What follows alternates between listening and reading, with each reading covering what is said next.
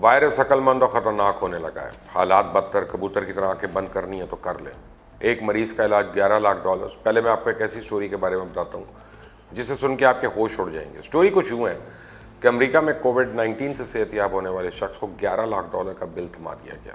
جی ہاں، عالمی وبا سے متاثر ہونے کی وجہ سے قریب المر 70 سالہ امریکی شخص کو تندرست ہونے کے بعد اسپتال کی انتظامیہ نے $11 لاکھ کا بل پکڑا دیا۔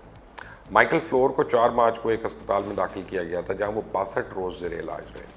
اس موقع پہ ایک وقت ایسا بھی آیا جب وہ قریب المرگ ہو گئے تھے اور نرسوں نے ان کے اہل خانہ کو اس کی اطلاع بھی کر دی اور ان کی اپنی اہل خانہ سے الوداعی بات بھی کروا دی۔ مائیکل فلور کو 5 مئی کو صحت یاب ہونے کے بعد اسپتال سے فارغ کیا گیا، تاہم ہسپتال کے سٹاف نے انہیں 181 صفحات پہ مشتمل $11,22,501 کا بل تھما دیا۔ بل میں انتہائی نگہداشت کے کمرے کا ایک دن کا خرچ $9,736، 42 دن کا جراثیم سے پاک کمرے میں قیام خرچ $4,09,000 اور 29 دن وینٹیلیٹر پر رہنے کے $82,000 اور وہ 2 دن جب ان کی زندگی انتہائی خطرے میں تھی اس کا $1,00,000 کا خرچہ شامل ہے۔ اتنا مہنگا علاج شاید صرف امریکہ میں ہی ممکن ہو، لیکن خوش قسمتی سے مائیکل فلور کو حکومت کی انشورنس پروگرام کی وجہ سے علاج معالجے کی مفت سہولت میسر تھی، جس کی وجہ سے انہیں اسپتال کا بل اپنی جیب سے ادا نہیں کرنا پڑا، ورنہ تو بل دیکھ کے شاید وہ دنیا سے ہی رخصت ہو جاتا تھا۔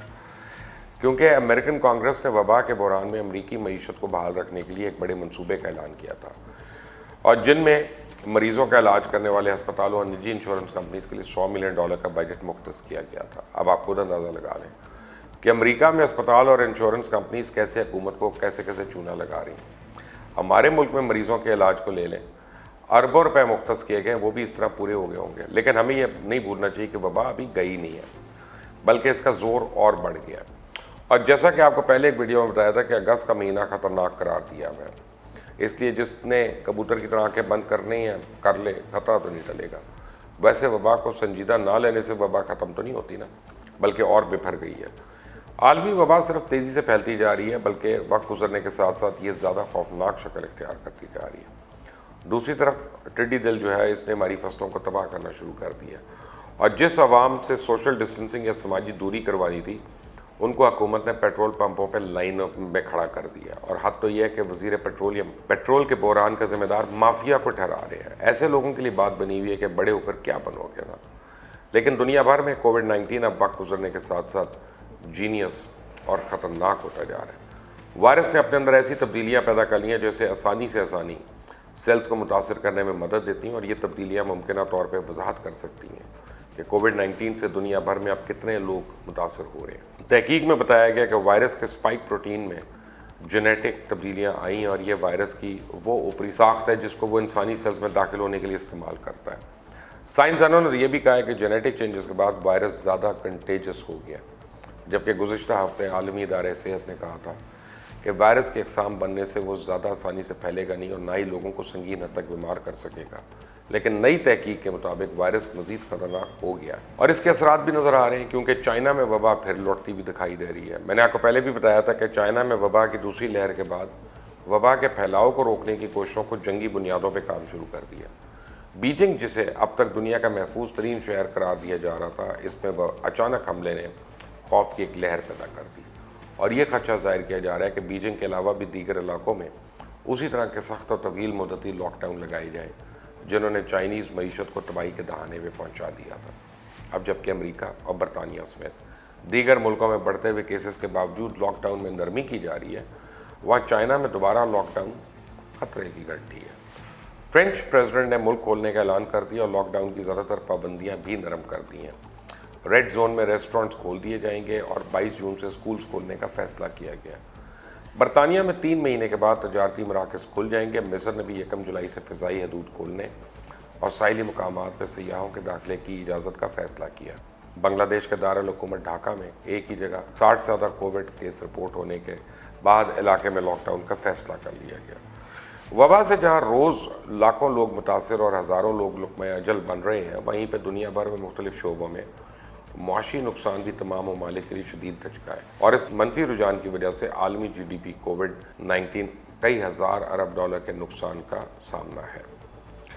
ایک رپورٹ کے مطابق اگر وبا کی دوسری لہر نہیں آتی تو 2019 کے مقابلے میں 2020 میں امریکہ میں جی ڈی پی کی شرح -7.3%، برطانیہ میں -11.5%، فرانس میں -11.4%، جرمنی میں -6.6% اور بھارت میں -3.7% اور چائنا میں -2.6% رہے گی۔ ان اعداد و شمار کو سامنے رکھا جائے تو آئندہ سال پاکستان کی جی ڈی پی میں منفی 0.4% تک کمی کا اندازہ ہے، اگرچہ پاکستان کم متاثر ہوا، اور یہ بھی اس صورت میں اگر وبا کی دوسری لہر نہیں آتی۔ لیکن جس طرح چائنا کے شہر بیجنگ میں پھر سے لاک ڈاؤن کیا جا رہا ہے، لگتا ہے وہاں دوسری لہر نے کام دکھانا شروع کر دیا ہے۔ وبا کے بحران سے پہلے ہی کے بحران کی وجہ سے 17 کروڑ 60 لاکھ افراد غربت کا شکار ہوئے، جن میں 2/3 کا تعلق جنوبی ایشیا سے ہے۔ یونیسیف نے خبردار کیا کہ وبا کی وجہ سے مزید لاکھوں بچوں کا چائلڈ لیبر میں دھکیلے جانے کا خطرہ ہے، جو جنوبی ایشیا کا ایک بہت بڑا مسئلہ ہے۔ وبا اور لاک ڈاؤن نے کچی آبادیوں میں رہنے والے اور غیر رسمی معیشت میں کام کرنے والے 1 ارب لوگوں کے لیے معاش کا نظام متاثر کر دیا۔ ترسیلات زر اور کاروباری ناکامیوں سے مزدوروں کی مانگ میں مزید کمی آئے گی، کم اجرت ہوگی اور ملازمتوں کا خاتمہ ہوگا، اور غربت میں مبتلا افراد کی تعداد 4 کروڑ نتیجتاً بڑھ کر 6 کروڑ تک پہنچ سکتی ہے۔ لیکن دوسری طرف وبا کی ابھی تک ویکسین بنی نہیں ہے، لیکن امیر یورپی ممالک نے اسے خریدنے کے لیے بڑی بڑی کمپنیوں سے پہلے ہی معاہدے کر لیے ہیں۔ جرمنی، فرانس، اٹلی اور ہالینڈ نے برطانیہ کے ایک فارماسیوٹیکل کمپنی سے وبا کی ویکسین خریدنے کا پیشگی معاہدہ کیا۔ پیشگی معاہدے کا مقصد ہے کہ جیسی ویکسین بنانے میں مصروف برطانوی دوا ساز ادارے کو کامیابی ہوگی، وہ ترجیحی بنیادوں پہ ان ممالک کو ویکسین فراہم کرے گا، اور باقی اور غریب ممالک کی باری پھر اس کے بعد آئے گی۔ یہ پینڈیمک پھیل رہا ہے، احتیاط لازمی ہے، پلیز احتیاط کریں، اور جو سوشل ڈسٹینسنگ کے آپ کو معیار بتائے ہوئے ہیں ان کو پورا کرنے کی کوشش کریں۔